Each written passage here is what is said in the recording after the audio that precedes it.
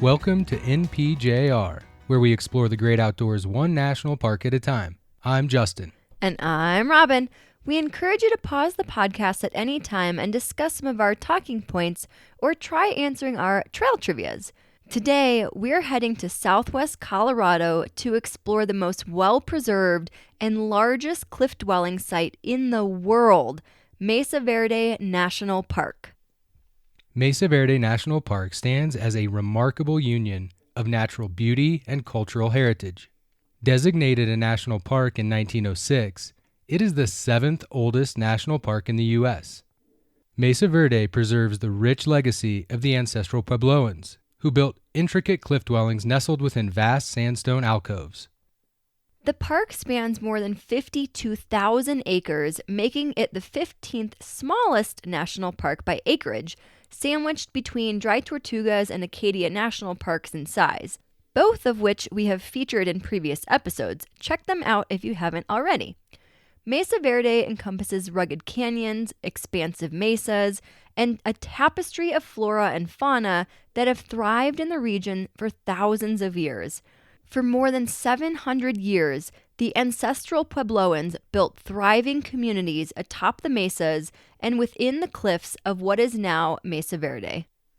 Today, the park preserves the rich cultural heritage of 27 affiliated pueblos and tribes, offering visitors a remarkable window into the past. Designated both a World Heritage Site and an International Dark Sky Park, Mesa Verde is also home to over 1,000 species, including several found nowhere else on Earth. In 2024, Mesa Verde attracted 480,000 visitors, while the record-breaking year of 1988 saw over 772,000 people explore its historic sites. Since Mesa Verde became a national park unit, over 36 million people have visited. This is a park that Justin and I have both visited more than once, both separately and together, and we always look forward to returning.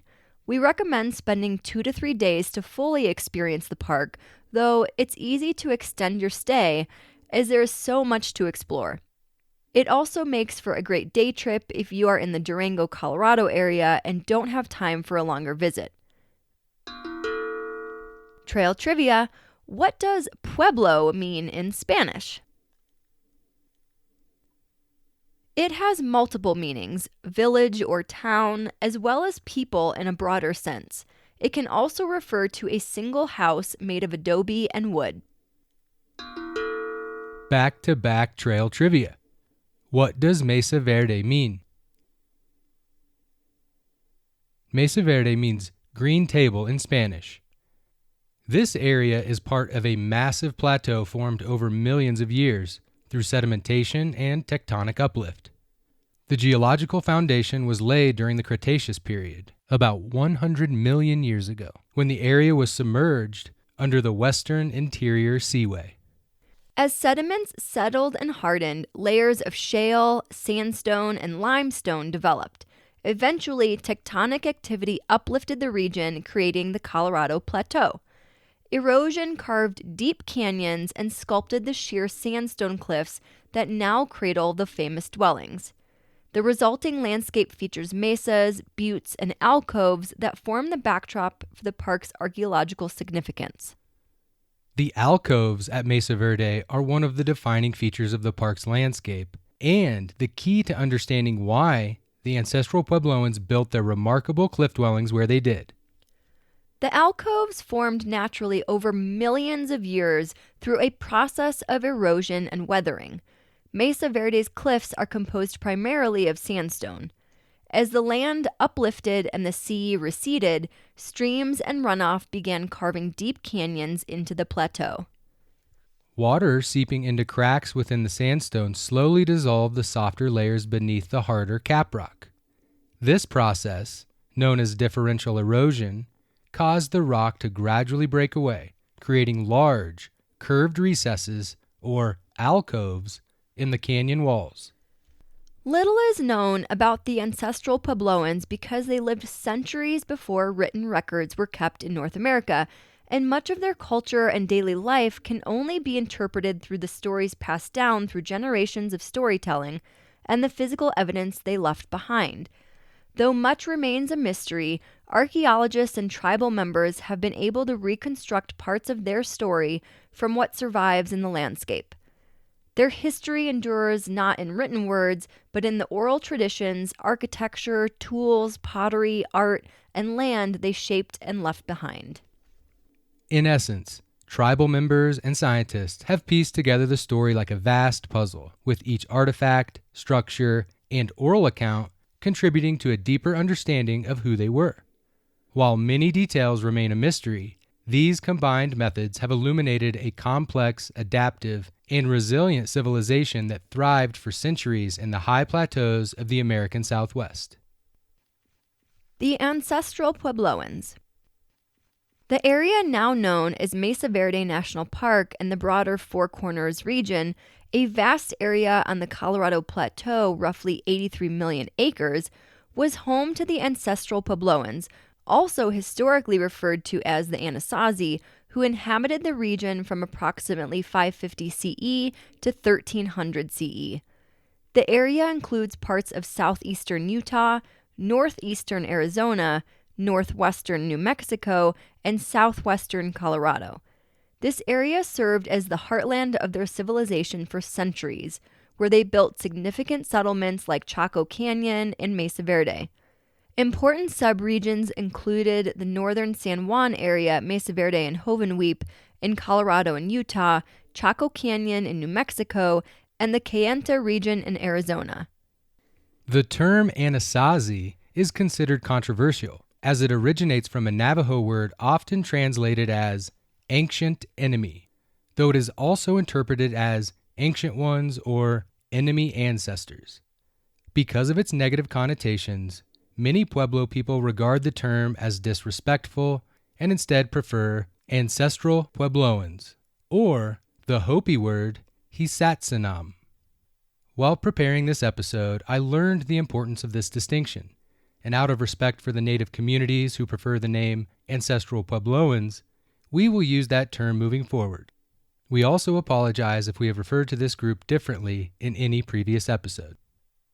Initially, they lived in pit houses on the mesa tops, evolving into builders of above-ground pueblos made of stone and adobe. Around the late 1100 CE, they began constructing the iconic cliff dwellings, utilizing the natural alcoves. These structures offered protection from the elements and potential invaders. The Ancestral Puebloans left their cliff dwellings around the late 1200s, long before European contact. Many theories exist as to why they migrated from this area. Without a written language that we know of, they left no official records or first-hand accounts to explain why they departed, or what events shaped their history. Tribal community members and archaeologists believe extended drought, diminishing resources, and social upheaval may have contributed to the mass migration from this area. Over time, erosion and natural decay have destroyed many of the perishable materials, such as textiles, wood, and food, that might have offered further insight. What endures are fragments, dwellings, artifacts, and rock art that provide only glimpses into a once thriving civilization. After living primarily on the mesa tops for 600 years, many ancestral Pueblo people began moving into the cliff dwellings. The alcoves served as the starting point for an extensive network of cliff dwellings and were likely the foundation upon which the idea of building this elaborate cliff dwelling civilization took shape. These alcoves are typically found on the south-facing cliffs, where they receive ample sunlight and protection from prevailing winds, making them ideal for habitation. The Ancestral Puebloans constructed dwellings within these natural alcoves, likely because they offered several advantages that made them ideal living spaces and gathering places. The recessed rock provided natural protection from the harsh elements of the high desert environment. The overhang shielded inhabitants from rain, snow, and intense summer sun while maintaining relatively stable interior temperatures throughout the year, keeping interiors cool in the summer and warm in the winter. The locations of the alcoves high above canyon floors made the dwellings more secure and easier to defend. Access was limited to hand and toe holds carved into the cliff face, ladders, and narrow paths, giving residents control over who could enter. Within the alcoves, the Ancestral Puebloans constructed multi-story villages using sandstone blocks held together with adobe mortar. These structures included living quarters, food storage rooms, and kivas. Kivas are sacred circular chambers used for ceremonies and gatherings. The alcove's curved shape provided both a foundation and a roof for their architectural designs. Although their homes were in the cliffs, daily activities such as farming, hunting, and gathering occurred on the mesa tops above, where corn, beans, and squash were cultivated. Water was collected from seep springs and runoff in and near the alcoves.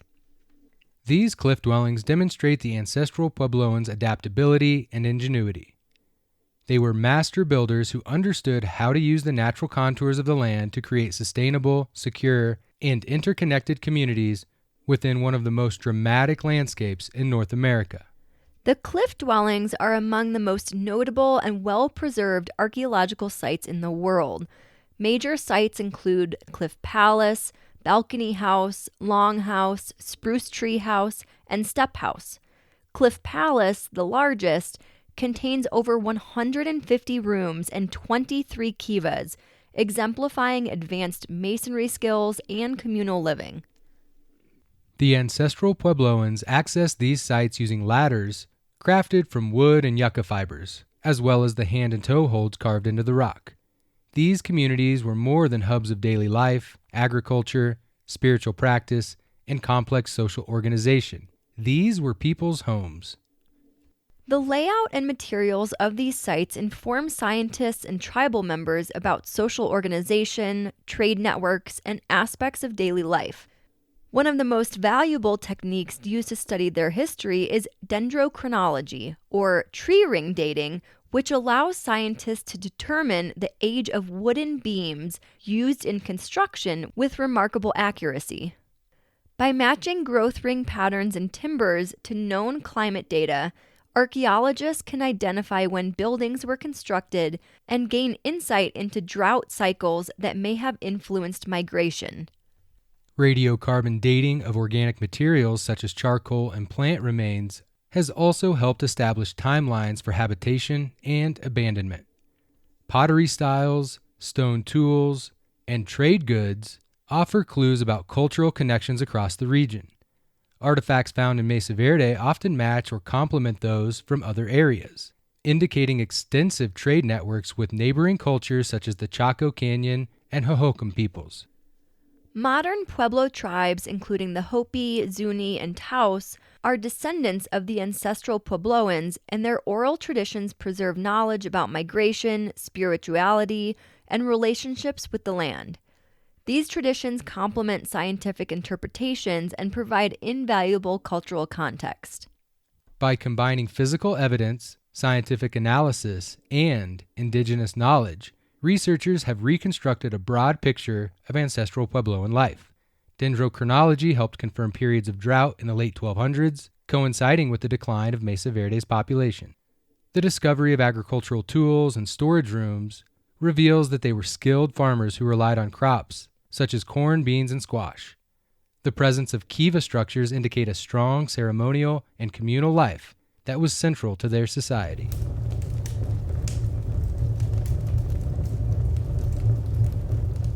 Plants and animals. Mesa Verde's elevation, ranging from 6,000 to 8,500 feet, supports a diverse ecosystem. The flora is characterized by pinyon juniper woodlands, mountain mahogany, gamble oak, often called scrub oak, and various grasses and wildflowers. In spring and summer, vibrant blooms like Indian paintbrush, penstemon, and columbine dot the landscape. Higher elevations are home to ponderosa pine and Douglas fir. The Douglas fir, once commonly called Douglas spruce, is a towering evergreen native to western North America and one of the most important tree species in the region's forests. Despite its name, it is neither a true fir nor a spruce, but belongs to its own distinct genus, Pseudotsuga. These trees can reach heights of over 250 feet in coastal regions and live for more than 1,000 years. The sap from these trees is one of our favorite scents when hiking, whether in the Rocky Mountain forests or along the coast. Its rich, earthy fragrance is unmistakable and always a welcome encounter on the trail.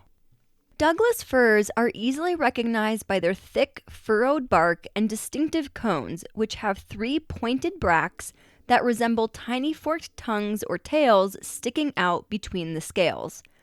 They thrive in a wide range of environments, from moist coastal forests to drier mountain slopes, and play a vital ecological role, providing habitat and food for numerous wildlife species. Mesa Verde's Douglas fir holds a special place in the park's history. It is the namesake of Spruce Tree House, the third largest cliff dwelling in the world after Cliff Palace and Longhouse, and the best preserved cliff dwelling in Mesa Verde. Constructed between roughly 1211 and 1278 by the ancestors of today's Pueblo peoples, Spruce Tree House contains about 130 rooms and 8 kivas. Built into a natural alcove measuring 216 feet wide and 89 feet deep, it likely housed between 60 and 80 residents. The dwelling was rediscovered in 1888 by 2 local ranchers searching for stray cattle. A large tree, a Douglas fir, was found growing from the dwelling's front up to the mesa top. According to their account, the men first entered the site by climbing down this tree, which was later tragically cut down by another early explorer. Spruce Tree House was first excavated in 1908 by Dr. Jesse Walter Fuchs of the Smithsonian Institute, who cleared debris and stabilized the remaining walls. Thanks to the protection of its alcove, about 90% of the visible materials, walls, wood, and plaster, are original, which is why it is considered the best preserved cliff dwelling. Spruce Tree House requires ongoing monitoring and maintenance due to natural factors such as rainfall, erosion, impacts from wildlife, and alcove spalling. Spalling occurs when pieces of rock break away from the larger alcove walls and ceilings. A natural sandstone arch above the dwelling was stabilized in the 1940s and 1960s, but modern engineering is now being considered to ensure its continued stability. Rockfalls that began in 2015 have prompted further assessments and conservation work to protect the site for future generations. A few unique plants found in Mesa Verde rarely, if ever, exist anywhere else in the world. These include the Mesa Verde wandering aletes, sometimes pronounced aletes, a distinctive plant that serves as a food source for the larva of the black swallowtail butterfly. The Chapin Mesa milkvetch, a delicate herb that grows within the pinyon juniper groves. The Cliff Palace milkvetch, another rare species endemic to the Four Corners region, and the Mesa Verde stick seed, a plant known to occur only within the park's boundaries. The fauna is just as varied and unique, and includes approximately 74 species of mammals, over 200 species of birds, 16 reptiles, 5 amphibians, 6 species of fish, 4 of which are native, and over 1,000 species of insects and other invertebrates. Mule deer, black bears, bobcats, coyotes, and elk are commonly spotted, while smaller creatures such as foxes, skunks, and rabbits thrive in the underbrush. Birdwatchers enjoy sightings of peregrine falcons, golden eagles, and wild turkeys. Reptiles like the western rattlesnake and collared lizard inhabit the rocky areas. The park's biodiversity is a testament to its relatively undisturbed environment. A few insect species are unique to this region. The Mesa Verde tiger beetle has been documented only within the park and nearby Yucca House National Monument. Mesa Verde is home not only to unique endemic species, but also to a surprising number of rare ones, including several seldom seen butterflies. Named after Kaibab, Arizona, a Paiute word meaning mountain lying down, the Kaibab butterfly has only been documented in one other location, the Grand Canyon, according to Colorado State University. This striking black-winged butterfly thrives on steep, rocky cliffs and within pinyon juniper forests, making Mesa Verde an ideal habitat. They are most commonly seen fluttering about in May, June, and August. The kaibab butterfly feeds on thistle and is often found near muddy areas where it can obtain salts. Like many butterfly species, it can also be spotted around water sources or nectaring on brightly colored flowers. Other rare butterflies found in Mesa Verde include the Spalding's dotted blue, the desert green hairstreak, and the tawny crescent. Switching gears. Trail trivia. Which deer species has the largest population in Colorado? Mule deer. The mule deer is the most numerous deer species in Colorado. In fact, Colorado supports the largest mule deer population in the world. Back-to-back trail trivia. About how many mule deer are there in Colorado? Approximately 400,000. The mule deer is a medium-sized deer native to western North America, easily recognized by its large, mule-like ears, forked antlers, and distinctive black-tipped tail. Mule deer are highly adaptable, inhabiting forests, grasslands, deserts, and mountainous regions. They are herbivores, feeding on a variety of vegetation including shrubs, grasses, and leaves, and their diet often changes with the seasons. Known for their characteristic bounding gait, called stotting, in which they spring into the air, lifting all 4 feet off the ground simultaneously, mule deer are a key prey species for predators and have historically been an important resource for humans. The mule deer was an important animal for the Ancestral Puebloans, providing not only meat, but also hides, bones, and antlers. Alongside other game animals such as pronghorn and bighorn sheep, mule deer contributed to their diet as a source of protein. The entire animal was utilized. Hides were crafted into clothing and blankets, while bones and antlers were fashioned into tools. Hunting supplemented agriculture, providing essential nutrition when crops were scarce or seasonal yields were low. Mule deer were likely hunted seasonally, following patterns similar to other large game depending on the time of year and location. As human populations grew over time, natural resources became more limited, and mule deer probably became increasingly scarce in the final centuries of ancestral Puebloan occupation. Birds. If you've listened to any of our previous episodes, you know we love birds. And Mesa Verde offers the chance to see over 200 species in a wide variety of shapes, sizes, and colors. Birds play vital roles in the ecosystem and hold deep cultural significance for the Pueblo peoples, serving as messengers, symbols of cardinal directions, and sources of feathers for ceremonial use. Domesticated turkeys provided meat, eggs, bones, and feathers, while wild birds like swifts and swallows shared the same canyon alcoves as cliff dwellings. Pinyon juniper woodlands host species that eat nuts, fruit, and insects such as juniper titmice, mountain chickadees, and pinyon jays, the latter storing pine nuts and helping regenerate the forest. Oak chaparral at higher elevations provides food and shelter for acorn eaters like Woodhouse's scrub jay and open space species such as green-tailed and spotted towhees. It also serves as hunting grounds for the park's largest bird, the golden eagle. Canyon forests, cooler and wetter, are home to the Douglas firs and species like Williamson's sapsuckers, and occasionally the rare Mexican spotted owl, which nests in old-growth trees. Open meadows, shaped by wildfires over the last 30 years, support birds such as western and mountain bluebirds, Cassin's kingbirds, and northern flicker woodpeckers, which forage on the ground for ants and insects. Each habitat supports specialists and generalists alike, offering visitors a rich window into the park's avian diversity.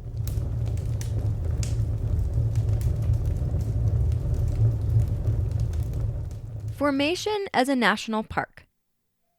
Interest in Mesa Verde's archaeological significance surged in the late 19th century when explorers and looters alike took an interest in the cliff dwellings. This prompted preservation efforts by concerned citizens and scholars. Virginia McClurg and Lucy Peabody were instrumental in campaigning for protection, leading to the creation of the national park. Mesa Verde was the first national park established to protect cultural heritage rather than natural scenery alone. The park continues to be a vital center for archaeological research and public education. Trail trivia. Aside from Yellowstone, can you name one of the 5 other national parks that were established before Mesa Verde? Only Yellowstone, Sequoia, Yosemite, Mount Rainier, Crater Lake, and Wind Cave were established as national parks before Mesa Verde. If we were to ask who founded the national parks, or who envisioned the idea of a park system, many people would likely say Theodore Roosevelt, while those familiar with our previous episodes might point to John Muir or offer a few other notable names. Although both men and several other people were prominent figures in the broader conservation movement, most national parks were the result of passionate local efforts. In nearly every case, a single individual or very small group emerged as the driving force behind a park's creation. And in the case of Mesa Verde, that leadership came from 2 remarkable women.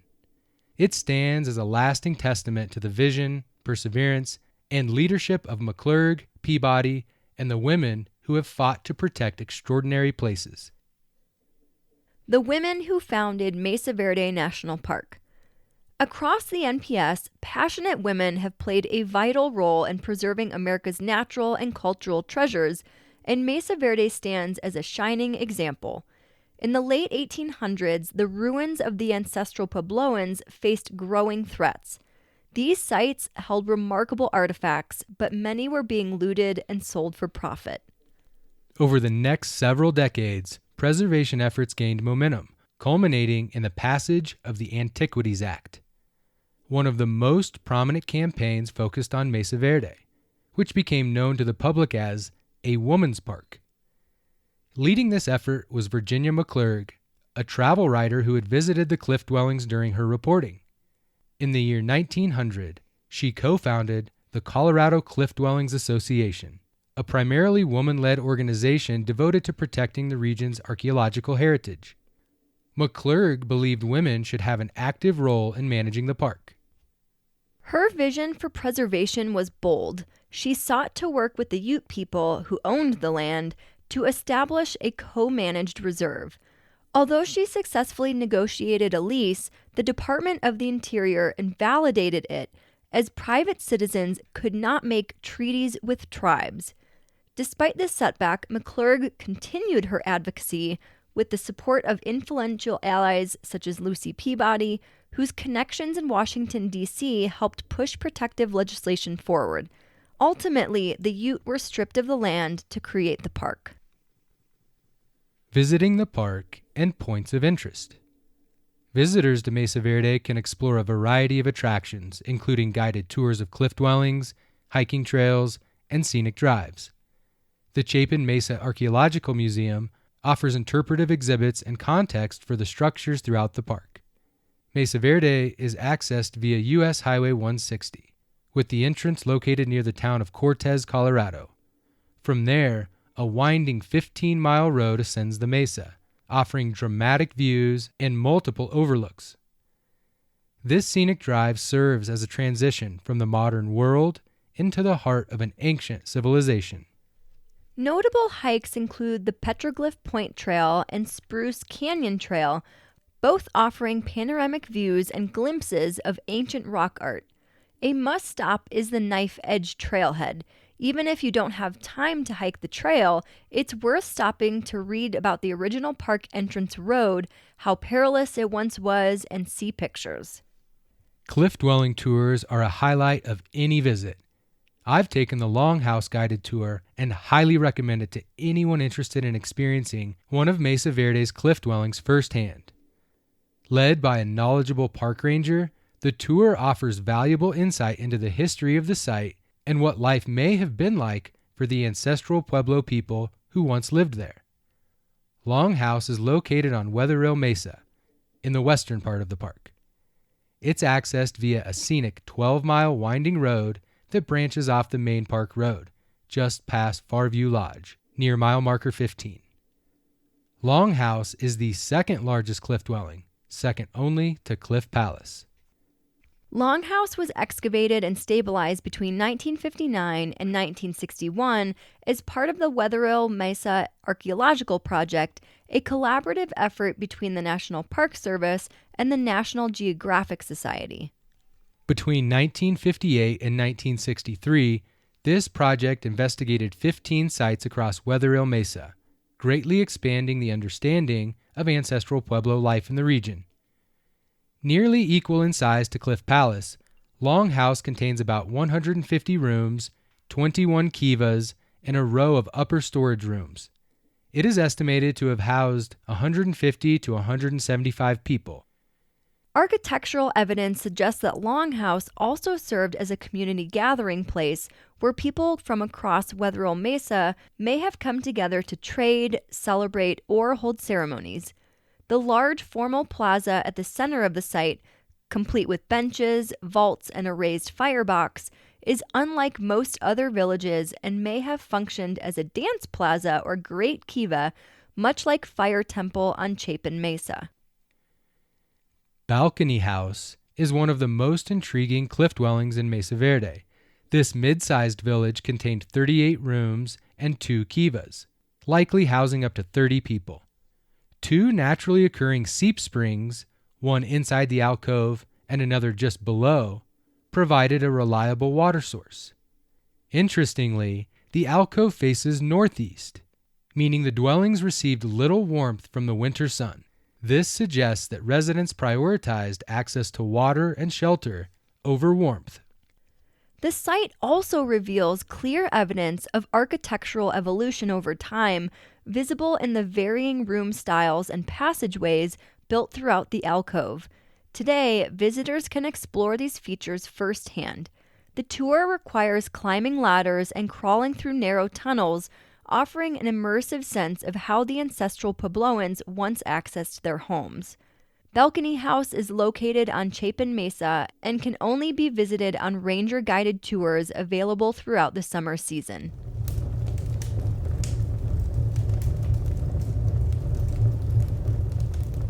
The NPS website repeatedly describes Cliff Palace as the largest cliff dwelling in North America, but further research suggests that it is actually the largest known cliff dwelling in the world. If you aren't able to take a guided tour of Cliff Palace, the Cliff Palace Overlook is a must-stop. The Cliff Palace Overlook is the first stop along the 6-mile Cliff Palace Loop Road, and one of the most breathtaking views in Mesa Verde. Recent studies show that Cliff Palace contained about 150 rooms and 23 kivas, housing a community of roughly 100 people, according to the NPS. An interesting detail about Cliff Palace is its unusually high kiva to room ratio, with roughly 1 kiva for every 9 rooms, compared to the typical 12-to-1 ratio. It suggests that Cliff Palace served as a major social, administrative, and ceremonial center rather than solely a residential site. The abundance of kivas points to a strong communal and ritual focus, distinguishing it from smaller, more dispersed cliff dwellings in the region. By contrast, out of more than 600 cliff dwellings in the park, nearly 75% contain only 1 to 5 rooms, with many serving as single-room storage sites. Visitors often notice the small doorways and wonder about the size of the people who once lived here.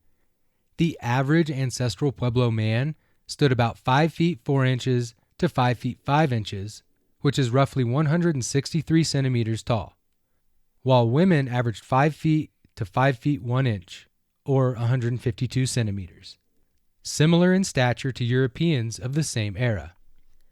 The dwellings were constructed primarily of sandstone, mortar, and wooden beams. Builders shaped sandstone blocks using harder stones gathered from nearby riverbeds.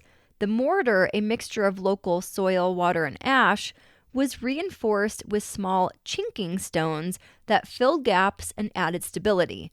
Many walls were finished with earthen plasters in shades of pink, red, brown, yellow, and white, though most of these colorful surfaces have long since eroded away. From the late 1200s to the 1880s, Cliff Palace gradually deteriorated due to water, wind, freeze-thaw cycles, wildlife, and the natural aging of the structures. Over centuries, the grand complex transformed from a thriving center of activity into a cluster of stone ruins partially buried in rubble. When Cliff Palace was rediscovered in the late 1800s, human impact accelerated the damage. Early visitors and artifact hunters, using everything from shovels and pickaxes to dynamite, disturbed much of the site's original structure. Beyond the stories passed down over the years, suggesting the early explorers used dynamite to access some of the ruins, physical evidence supports the claim. A dynamite fuse was actually discovered in Longhouse. Today, preservation efforts continue to stabilize and protect this remarkable site. The Cliff Palace Loop Road, open from 8 a.m. to sunset, passes several major sites including Balcony House and multiple scenic overlooks. Both Cliff Palace and Balcony House can only be entered on ranger-guided tours, an excellent way to experience the dwellings up close while learning about their history and preservation. Last, but certainly not least, comes one of the most fascinating cliff dwellings in Mesa Verde, Step House. This site is especially significant because it preserves two distinct periods of occupation within the same alcove, a rare occurrence. Archaeological evidence shows that Step House was first home to a Basketmaker III community around the early 600s CE and later reoccupied by Pueblo III peoples in the 1200s. Basketmaker III refers to a period spanning the years from roughly 500 to 750, marked by major cultural and technological advancements among the ancestral Pueblo people. This era saw the introduction of pottery and the bow and arrow, innovations that greatly improved food storage and hunting efficiency. Pueblo III refers to the Great Pueblo period, approximate years 1150 to 1300. When the ancestors of today's Pueblo peoples built the iconic cliff dwellings. This era was marked by population growth, advanced agriculture, extensive trade networks, increased social complexity, and the construction of impressive public and ceremonial architecture before a widespread migration from the region around 1300.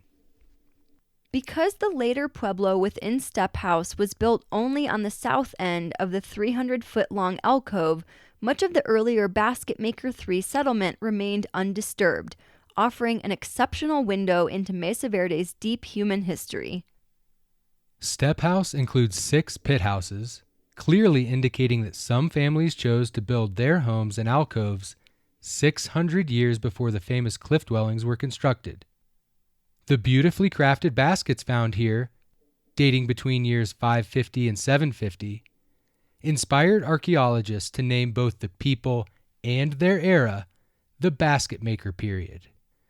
Today, researchers recognize the Basketmaker and Pueblo peoples as successive generations of the same cultural lineage, collectively known as the Ancestral Pueblo people. The Step House trailhead is located next to the Wetherill Mesa kiosk. The 1-mile loop trail descends and climbs about 100 feet along a winding path. The site is self-guided, allowing visitors to explore at their own pace, with a ranger on duty to answer questions. Plan for roughly 45 minutes to explore this cliff dwelling. The Wetherill Mesa area offers a quieter, more relaxed experience than other parts of the park. Most visitors take 3 to 4 hours to explore the sites, though you could easily spend longer enjoying the walking and biking trails that wind through this peaceful mesa landscape. The largest known dwelling at Mesa Verde that isn't a cliff dwelling is Mug House. Unlike the smaller, more compact cliff structures built later, Mug House represents a more open and expansive form of community living. Mug House was named for the 3 pottery mugs found hanging from a yucca rope in one of its rooms when the site was rediscovered. Now, a junior ranger activity. Navigate to the Mesa Verde website homepage. The link is in the show notes. And scroll down to the park film titled Footprints of Our Ancestors. Watch the short 17-minute film. Take a moment to reflect on what this place means to you. Whether you visited Mesa Verde in person or simply watched this short film, consider the significance of these dwellings, not only as remarkable cultural and historical landmarks, but also as sacred sites that continue to hold deep meaning for the descendants of those who once called them home. If you could choose one of the traditional crafts still practiced by the descendants of the Ancestral Puebloans today, which would you choose? Would you be a basket maker or a potter? Would you work with animal hides to create drums and other useful or artistic items? Or maybe bones to create tools? Or perhaps you'd be drawn to carving rock art, petroglyphs that would endure for centuries. Maybe you'd want to do more than one. Think about how you would have passed down your knowledge and traditions to future generations. Then reflect on what matters most to you in today's world. How can you contribute positively to society and help shape a better future for those who come after you? How we spent our time at Mesa Verde, and suggested itinerary. Start your visit at the Mesa Verde Visitor and Research Center, located at the park entrance. It's the best place to get current information, orientation, and updates on road and trail conditions. From there, head toward the Mesa Verde Museum near the top of Mesa Top Ruins Road, open from 10 a.m. to 3 p.m., where an excellent orientation film is shown every half hour. On the way, drive up to Park Point, the highest spot in the park at 8,427 feet. Be sure to stop at the scenic pullouts along the way, especially the Knife Edge Overlook, which also has a vault toilet. From Park Point, you'll enjoy sweeping 360-degree views of the entire Four Corners region, a perfect stop for photos and a moment of reflection. Continue to the Cliff Palace Loop Road, a scenic 6-mile drive featuring several overlooks of cliff dwellings and access points for ranger-guided tours at Cliff Palace and Balcony House. Afterward, explore the Mesa Top Loop, another 6-mile drive showcasing highlights such as Square Tower House Overlook, Sun Point View, and Sun Temple. For an enhanced experience, listen to the 43-minute Mesa Top Loop audio tour. Just be sure to download it before starting your drive, as self-service is limited throughout the park. For hiking, we recommend the Soda Canyon Overlook Trail on Chapin Mesa. This easy 1.2-mile round-trip trail has a gentle elevation change of just 70 feet. The trail winds through beautiful pinyon juniper forest and leads to 3 overlooks that offer spectacular views of Balcony House and other cliff dwellings across Soda Canyon. One of the most fascinating exhibits in the Mesa Verde Museum, also called the Chapin Mesa Archaeological Museum, a display of prehistoric corn. Over 700 years ago, this corn was carefully hidden away in a small cave, sealed inside a jar buried in the cave floor, with only the neck exposed. A small bowl, placed upside down over the jar's opening, acted as a lid and protected the contents from insects and rodents. The cache contains 31 pounds 4 ounces of corn, about 22 quarts, the largest amount ever discovered in the region. The pottery pieces found with it date between 1200 and 1276 CE, placing the corn within that same time period. Though its original color is uncertain, it appears to be a mix of yellow and red kernels. The remarkable find was made in February 1955 by Robert and Eugene Ismay of McElmo Canyon, Colorado, who loaned it to the museum so others could appreciate it.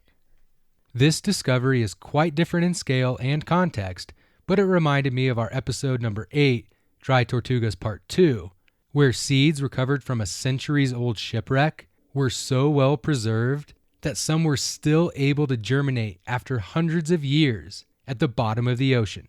Truly astonishing. Mesa Verde National Park is not only a geological marvel, but also a cultural sanctuary that preserves the ingenuity and resilience of the ancestral Puebloans. Its towering mesas and hidden alcoves tell stories of human adaptation, community, and survival in a challenging environment. The park's unique combination of natural beauty and archaeological richness offers an immersive experience for all who visit. From its diverse ecosystems to its storied past, Mesa Verde stands as a testament to the enduring connection between people and the land. If you haven't visited Mesa Verde yet, we hope this inspired you to add it to your bucket list. If you enjoyed this episode, make sure to like, share, and follow us for more outdoor adventures. And to all you Junior Rangers out there, good luck on earning your badge. And hey, if you've earned a Junior Ranger badge recently, send us a picture. We'd love to see it. And if you want, feel free to share your latest story from your time in a national park unit. Who knows? Maybe we will mention it in one of our upcoming episodes. Be sure to include in the email that you grant us permission to share your story. I'll include our email address, npjrpodcast@gmail.com, in our show notes. And feel free to follow us on our adventures on Instagram, @npjrpodcast. Until next time, happy trails. And remember, the earth is ours to explore and protect. So let's get out there and do it. Explore. Learn. And protect.